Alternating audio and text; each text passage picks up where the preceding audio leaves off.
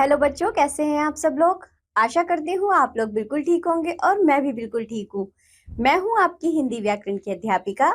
आज पढ़ेंगे हम पाठ नंबर 3, जिसका नाम है शब्द तथा वाक्य विचार, यानी मॉर्फोलॉजी एंड सिंटैक्स। तो चलिए बच्चों, पढ़ना शुरू करते हैं। पाठ। किसी शब्द को बोलते समय हमारे मुख से ध्वनियां निकलती हैं। ध्वनियों के सार्थक एवं निश्चित क्रम से शब्द की रचना होती है। तो बच्चों, शब्द क्या होता है पहले ये जानिए। हम जो शब्द बोलते हैं तो हमारे मुंह से कुछ ध्वनियां निकलती हैं। जैसे हमने बोला यदि कमल, तो कमला, कुछ ऐसी ध्वनियां निकली ना। इन ध्वनियों के समूह को हम शब्द कहते हैं। लेकिन ये जो ध्वनियों का समूह होता है, ये क्रमबद्ध तरीके से होना चाहिए, यानी कि ये उस व्यवस्था में होना चाहिए जिससे जो शब्द बनता है उसका कुछ ना कुछ अर्थ निकलना चाहिए, तभी वह शब्द कहलाएगा। तो चलिए सबसे पहले पढ़ेंगे हम शब्द विचार यानी मॉर्फोलॉजी। शब्द विचार के अंतर्गत हम शब्दों का निर्माण, शब्दों की उत्पत्ति, शब्दों का अर्थ एवं शब्दों के प्रकार का अध्ययन करते हैं। हम अपने विचारों का आदान प्रदान वाक्य के रूप में करते हैं और वाक्य शब्दों से बनते हैं। इस प्रकार शब्द भाषा की सबसे छोटी इकाई है। शब्द वर्णों के मेल से बनते हैं। शब्द वर्णों का ऐसा क्रमबद्ध समूह होता है जिसका कुछ ना कुछ अर्थ अवश्य होता है। तो बच्चों, आपने देखा कि शब्द क्या होते हैं। तो चलिए अब पढ़ते हैं विशेष। वर्णों के क्रमबद्ध समूह को शब्द कहते हैं। देखो बच्चों, यहाँ आपको कुछ चित्र दिए गए हैं। चित्रों के माध्यम से समझिए। आइए चित्रों के माध्यम से समझते हैं। पहला चित्र देखिए किसका है। पहला चित्र है अनार। ठीक, अब आप अनार को जरा बोलिए अपने मुख से, अनार। अब अनार शब्द को बोलने में जो मुख से ध्वनियां निकली हैं, यदि हम उन ध्वनियों को अलग अलग करें तो देखिए जरा कितनी ध्वनियां हैं। ओ जम नो, जम अ, जम रो, जम अ। बच्चों, पूरी 5 ध्वनियां हैं अनार में। इसी तरह दूसरा चित्र बताइए किसका है। दूसरा चित्र है पौधा। अब पौधे में निकलने वाली ध्वनियां देखिए। ओ जमा ओ, जमा धो, जमा आ, पौधा। तो देखा बच्चों, शब्द क्या होते हैं आपको समझ में आया। हमारे मुख से जो ध्वनियां निकलती है, ध्वनियों के मिलने से जो शब्द बनते हैं उसे हम शब्द कहते हैं। लेकिन उस शब्द का अर्थ होना चाहिए, तभी वे शब्द कहलाएंगे। यदि उन ध्वनियों का कोई अर्थ नहीं निकलेगा, उन ध्वनियों को मिलने से जो शब्द बनेगा उसका कोई अर्थ नहीं निकलेगा, तो वह शब्द नहीं कहलाएगा। तो चलिए अब हम पढ़ेंगे पद। Used words. जब शब्द वाक्य में प्रयुक्त होता है तब वह पद कहलाता है। वाक्य में पृथक रहने पर, स्वतंत्र अवस्था को प्राप्त होने पर ही होता है। बच्चों, पद क्या होता है, इसे चलिए पहले ऐसे ही समझते हैं। शब्द और पद में अंतर क्या होता है। यदि हमने उसी शब्द को, मैंने कमल कहा, पौधा कहा, अनार कहा, गाजर, मूली, कुछ भी ले लो आप शब्द, जब तक हम उसे शब्द के रूप में बोल रहे हैं तो वह शब्द रहेगा। लेकिन जब इसी शब्द का प्रयोग हम किसी वाक्य में करेंगे तो वह शब्द शब्द ना रहकर पद बन जाएगा, क्योंकि वह वाक्य में एक पद ग्रहण कर लेगा। आइए इसे उदाहरण से समझते हैं। आज शनिवार है। इस वाक्य में 3 पद है। बच्चों, इस वाक्य में 3 शब्द हैं कहने को तो, लेकिन वे अब शब्द नहीं रहे, वे अब पद बन गए हैं। जल ही जीवन है। इस वाक्य में 4 पद हैं, यानी कि जो शब्द वाक्य में प्रयोग किए जाते हैं वह पद बन जाते हैं।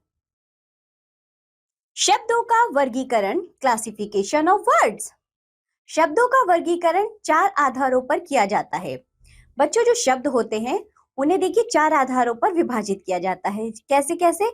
उत्पत्ति अथवा स्रोत के आधार पर, रचना के आधार पर, अर्थ के आधार पर और प्रयोग के आधार पर।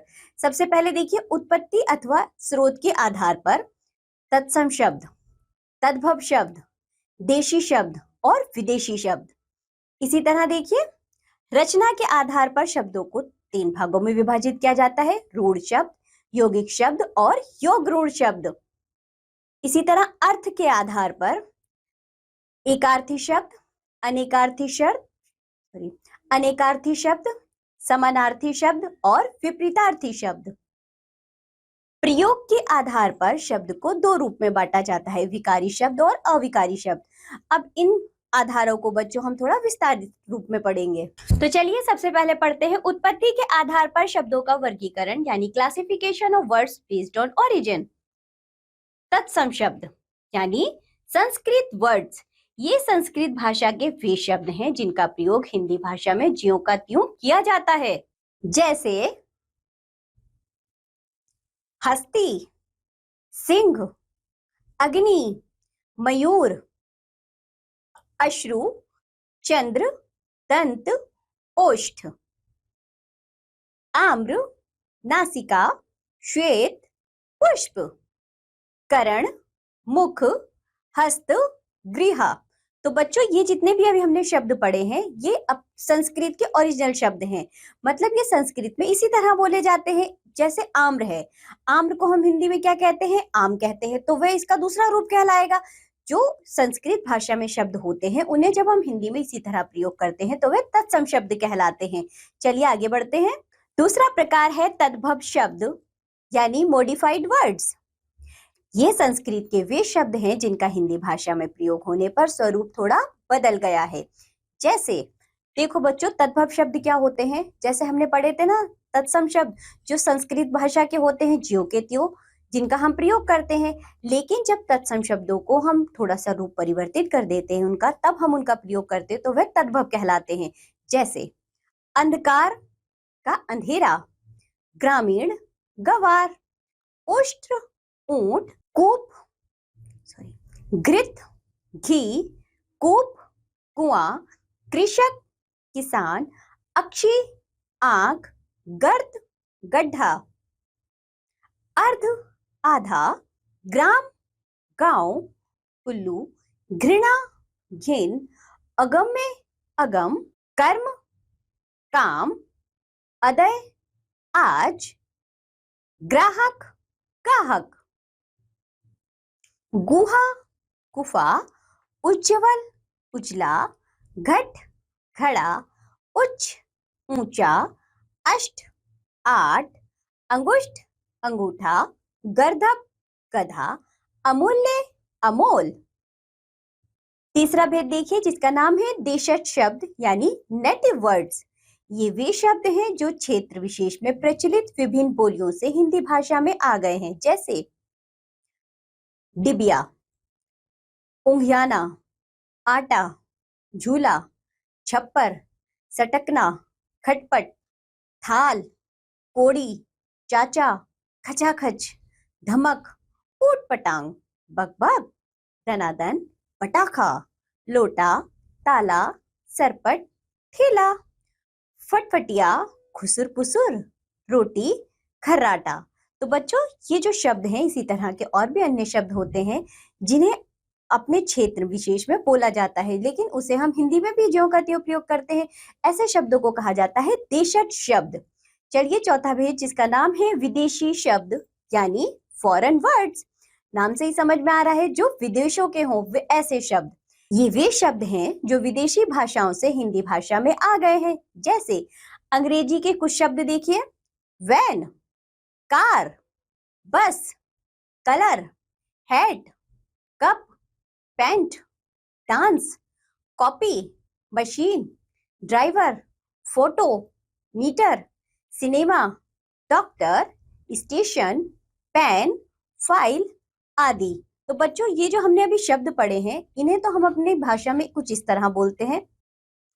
जैसे बच्चों आपने अभी देखा जो हमने अंग्रेजी के कुछ शब्द पढ़े हैं इन्हें हम अपनी भाषा में इस तरह बोलते हैं, हमें पता ही नहीं चलता कि ये विदेश से आए हुए शब्द हैं। इसी तरह अंग्रेजी के ही नहीं और भी अन्य भाषाओं के कई सारे शब्द हैं जिन्हें हम अपनी भाषा में बोलते हैं, वह सभी विदेशी शब्द कहलाते हैं। तो चलिए अब आगे बढ़ते हैं। अब हम शब्दों का वर्गीकरण पढ़ेंगे। रचना के आधार पर शब्दों का वर्गीकरण यानी classification of words based on construction. चलिए सबसे पहले देखते हैं हम रूढ़ शब्द यानी रूटीन वर्ड्स। ये शब्द विशेष अर्थ में प्रयोग किए जाते हैं और एक प्रचलित अर्थ बनाते हैं, जैसे घर, पानी आदि। तो बच्चों आपने देखा जो रूढ़ शब्द होते हैं ये किसी विशेष अर्थ में ही प्रयोग किए जाते हैं। घर घर ही रहेगा, पानी का अर्थ पानी ही रहेगा। ये बोलते बोलते इतने रूढ़ हो चुके हैं, मतलब हम इसे पीढ़ी दर पीढ़ी बोलते चले आ रहे हैं। इन शब्दों को हम रूढ़ शब्द कहते हैं जिन शब्दों का अर्थ किसी विशेष अर्थ में लिया जाता है। इसका दूसरा भेद है यौगिक शब्द यानी कंपाउंड वर्ड्स। किसी रूढ़ में किसी सार्थक शब्द अथवा शब्द खंड के जुड़ने से बने शब्द, जैसे वायुयान, विद्यालय, सभापति आदि। तो बच्चों ये यौगिक शब्द क्यों है? जैसे हमने पढ़ा ना अभी वायुयान, वायु अलग शब्द है और यान अलग शब्द है, लेकिन इन दोनों के जुड़ने से एक नया शब्द बन गया है। इसी तरह विद्यालय, विद्या को अलग कर दे, आल्य को अलग कर दे, तो दोनों शब्द अपना अलग अलग अर्थ रखते हैं। लेकिन जब किसी शब्द में या शब्द का कुछ खंड जुड़ता है या कोई शब्द जुड़ता है तो उन शब्दों को हम यौगिक शब्द कहते हैं। इन्हीं शब्दों को कहा जाता है यौगिक शब्द यानी कि कंपाउंड वर्ड्स। तीसरा भेद देखिए जिसका नाम है योग ऋण शब्द यानी कंपाउंड प्राइम वर्ड्स। दो या दो से अधिक शब्दों के मेल से बने शब्द जो किसी विशेष अर्थ का बोध कराते हैं, जैसे चारपाई, दशानन आदि।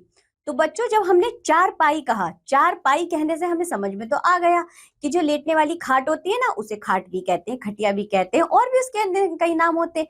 जो चार पायों वाली हो वही तो चारपाई कहलाएगी। तो चार पाव वाली तो मेज भी होती है, कुर्सी भी होती है, लेकिन जो चारपाई कहने से हमारे दिमाग पे जो विशेष अर्थ जाता है वह जाता है चारपाई, जिस पर बैठते हैं, सोते हैं, खाते हैं। ठीक है, ये योग ऋण शब्द क्यों कहलाए? क्योंकि ये दो शब्दों के मेल से बना, लेकिन इसके साथ साथ ये अर्थ अपना कुछ अलग दे रहा है। जो इसका नाम है वो अर्थ ना देकर कोई विशेष अर्थ दे रहा है, जैसे कि दशानन। दशानन कहते ही दशानन का अगर हम अर्थ निकाले तो क्या निकलेगा? जिसके 10 मुख है वही दशानन हुआ। लेकिन यहाँ बात हो रही है रावण की, यानी कि जो शब्द है वह अपना कोई विशेष अर्थ अलग से रखता है, उसे हम कहते हैं योग ऋण शब्द। चलिए आगे बढ़ते हैं। ये तो थे बच्चों रचना के आधार पर इनका वर्गीकरण। अब हम पढ़ेंगे अर्थ के आधार पर शब्दों का वर्गीकरण। Classification of words based on meaning. एकार्थी शब्द यानी यूनिवोकल वर्ड्स, अर्थ के आधार पर शब्दों का वर्गीकरण। Classification of words based on meaning. तो बच्चों अर्थ के आधार पर जो चार भेद हैं वह है एकार्थी शब्द, अनेकार्थी शब्द, समानार्थी शब्द और विपरीतार्थी शब्द। तो चलिए सबसे पहले पढ़ते हैं हम एकार्थी शब्द। यूनिवोकल वर्ड्स, एक ही अर्थ में प्रयोग होने वाले शब्द, जैसे दीवार, कुर्सी, मेज आदि। बच्चों आपको नाम से ही समझ में आ रहा है, एक अर्थी यानी कि जो शब्द अपना केवल एक अर्थ निकले वे एक अर्थी शब्द होंगे। अब कुर्सी को हम कुर्सी ही कहेंगे, कुर्सी को मेज तो नहीं कह सकते, या कुर्सी का प्रयोग हम किसी और शब्द के लिए नहीं कर सकते। इसी तरह दीवार है, मेज है और भी अन्य कई सारे शब्द हैं, जो शब्द अपना एक अर्थ निकलते हैं वे एकार्थी शब्द कहलाते हैं। दूसरा भेद है इसका अनेकार्थी शब्द, यानी कि पॉलीसिमेंटिक वर्ड्स, एक से अधिक अर्थों में प्रयोग होने वाले शब्द, जैसे उत्तर, हरि, गुरु आदि। तो बच्चों यहाँ जो उत्तर है तो देखिए उत्तर दिशा भी हो सकती है और उत्तर प्रश्न का उत्तर भी हो सकता है, यानी कि ये अपना एक से अधिक अर्थ रख रहा है ना। इसी तरह जो शब्द अपना एक से अधिक अर्थ रखते हैं तो उन्हें हम कहते हैं अनेकार्थी शब्द।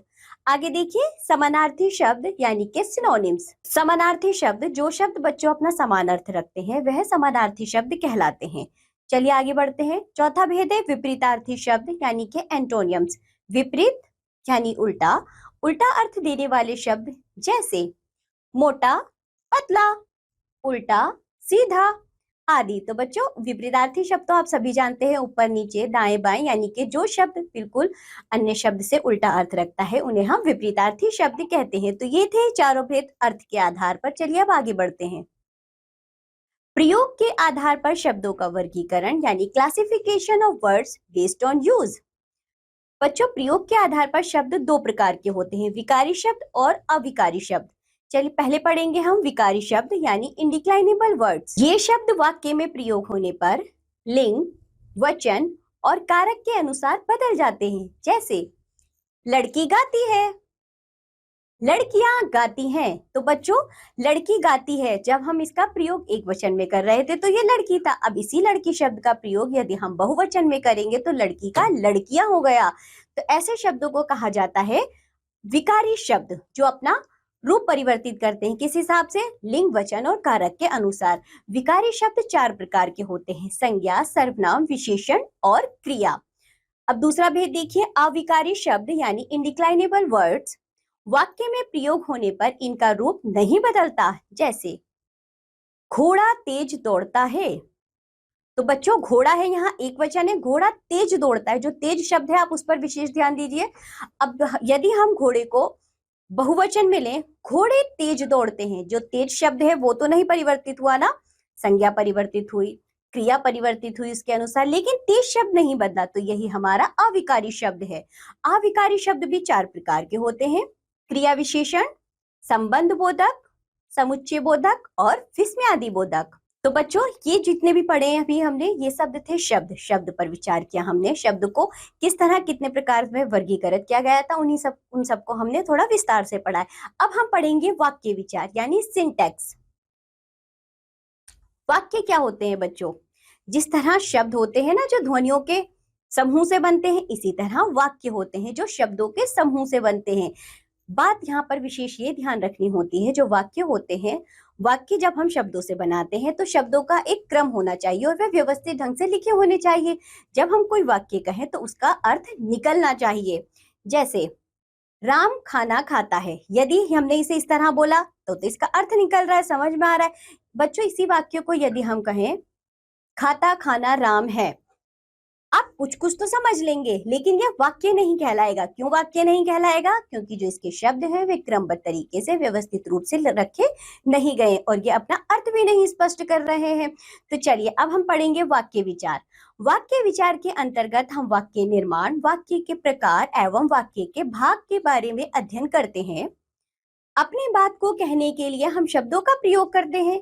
एक या एक से अधिक शब्दों को जब सार्थक रूप से व्यवस्थित करके प्रयोग किया जाता है तभी वाक्य का निर्माण होता है। तो चलिए बच्चों चित्रों के माध्यम से यहां समझते हैं। चिड़िया जमा उड़ती जमा है, ठीक, ये 3 शब्द है।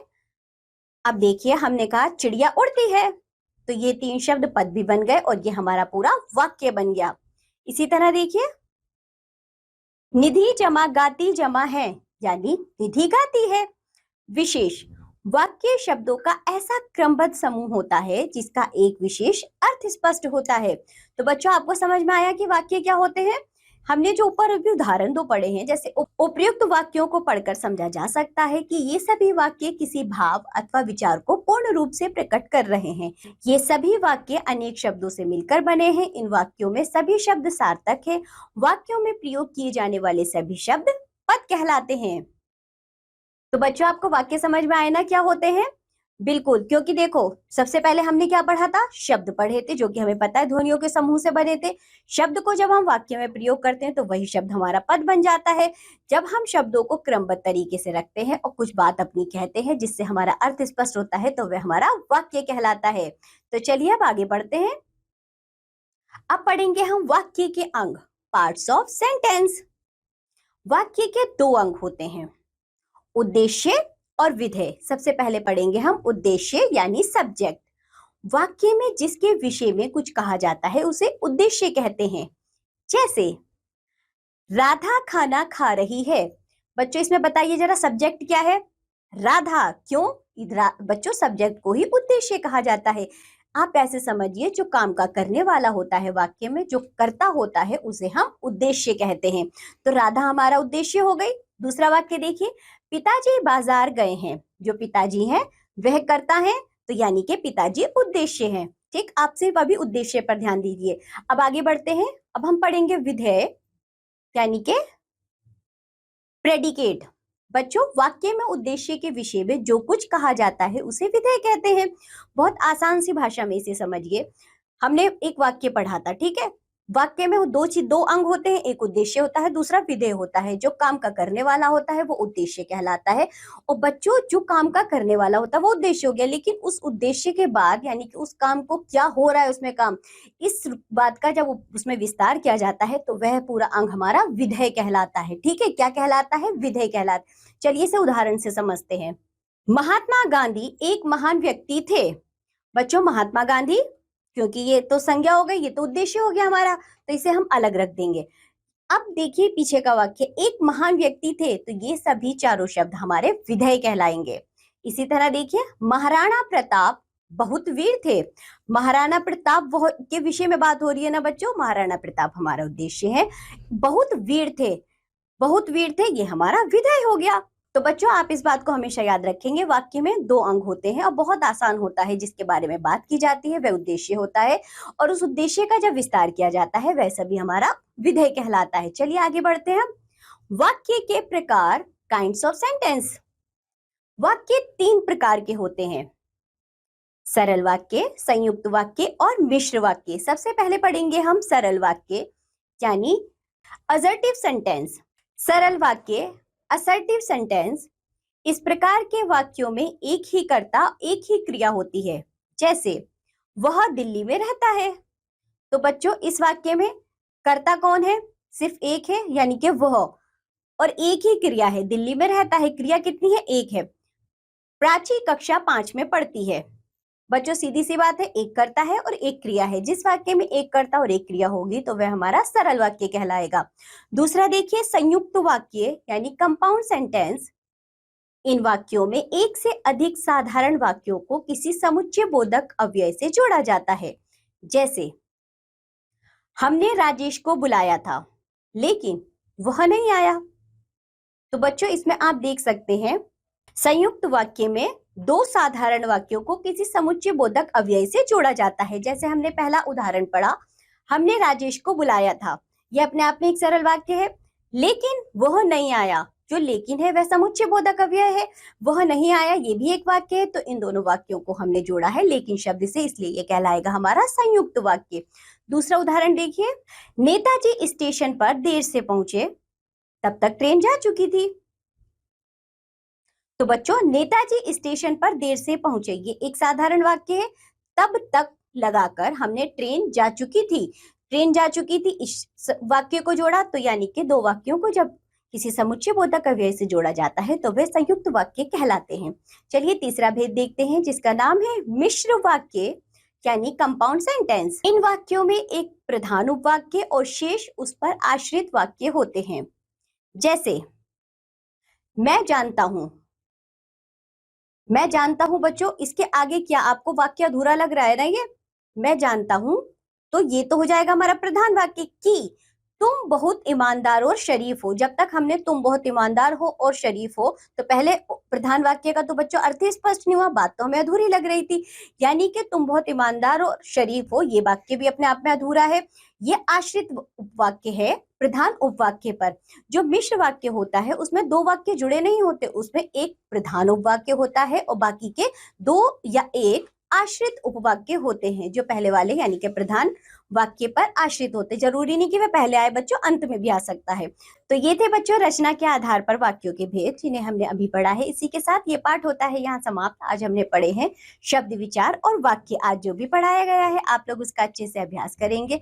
अब हम मिलेंगे आपसे अगली कक्षा में, तब तक के लिए बाय बच्चों।